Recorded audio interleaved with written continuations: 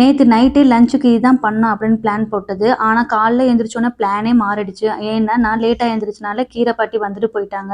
So, அதனால வீட்ல இருந்த சொரக்காய எடுத்து அத 2ஆ கட் பண்ணி பாதி சொரக்காய் எடுத்து வச்சாச்சு. மீதி சொரக்காய் வந்து பருப்பு போட்டு கூட்டு பண்ணலாம் அப்படின்னு சொல்லி எடுத்து வச்சாச்சு. இன்னைக்கு நாளே ரொம்ப சொதப்பிடுச்சு. ஏன்னா, இந்த பருப்புக்கெல்லாம் நான் சின்ன குக்கர் தான் யூஸ் பண்ணுவேன். இந்த சின்ன குக்கர்ல பருப்பு போட்டு தண்ணிய ஊத்திட்டு நான் ஹால்ல போயிருக்கேன்னா, ஃபுல்லா தண்ணி எல்லாம் வெளிய வந்து விசிலும் வரல, ஒண்ணும் வரல. நல்ல வேளை கொஞ்சம் விட்டுருந்தோம்னா, அந்த பருப்பே அடிபிடிச்சிருக்கும். அதுக்கப்புறம் நல்ல வேளை இன்னொரு பெரிய குக்கர் இருந்தனால, அந்த குக்கர்ல தான் நான் இன்னைக்கு பண்ணேன்.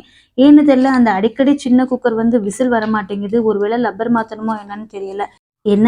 அடிக்கடி இந்த சின்ன குக்கர் ஆட்டம் காமிச்சுக்கிட்டே இருக்கு. சரி இன்னைக்கு ஈவினிங் போய் காமிச்சா தான் தெரியும். நல்ல வேளை அடிஷனல் குக்கர் இருந்தனால நான் தப்பிச்சேன். ஏன்னா இந்த குக்கர் மோஸ்ட்லி பொங்கல், பிரியாணி செய்றதுக்கு தான் யூஸ் பண்ணுவேன். ஆனா வேற வழி இல்ல. இந்த சின்ன குக்கர் சரியில்லாதனால இந்த குக்கரை யூஸ் பண்ண வேண்டியதாயிருச்சு. இன்னைக்கு எங்க வீட்ல என்ன லஞ்சுன்னு பார்த்தீங்கன்னா, சொரக்காய் பருப்பு போட்டு கூட்டு, கத்திரிக்காய் தொக்கு, அதுக்கப்புறம் மாம்பழம், பருப்பு ரசம். வாங்க சாப்பிடலாம்.